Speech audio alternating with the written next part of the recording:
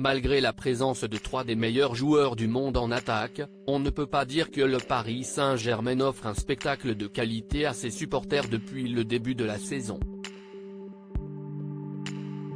Cela n'empêche pourtant pas les tribunes du Parc des Princes de se remplir à chaque match et le club de la capitale de vendre de nombreux maillots un peu partout sur la planète, mais hier encore, la prestation des Parisiens a été inquiétante. Face au stade de Reims, le club de la capitale n'a pas réussi à garder son avantage, se faisant égaliser dans les dernières secondes du match, malgré un but de Neymar en deuxième période.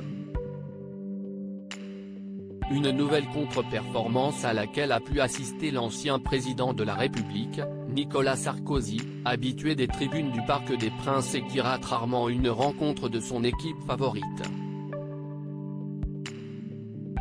Il n'était d'ailleurs pas tout seul pour ce match puisque son plus jeune fils Louis était à ses côtés pour ce match. Casquette sur la tête, le jeune homme de 25 ans a pu retrouver son grand frère Jean Sarkozy, également présent. Il n'était d'ailleurs pas tout seul puisque son fils Solal, 13 ans, et qui semble lui aussi déjà très fan du PSG, toutes les photos sont à retrouver dans le diaporama. Les stars au rendez-vous pour ce match, ce n'étaient pas les seules têtes connues hier soir pour cette rencontre du championnat de France, puisque plusieurs autres habitués étaient de la partie, à commencer par l'acteur Franck Dubosc. L'humoriste Artus avait également fait le déplacement jusqu'à la porte d'Auteuil pour voir le match face à Reims, tout comme l'actrice Alice Belaïdi, accompagnée d'un ami à elle.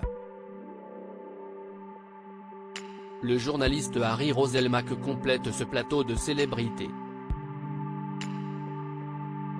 À seulement 2 semaines d'affronter le Bayern Munich en Ligue des Champions, les Parisiens ne se sont pas du tout rassurés hier soir devant leur public.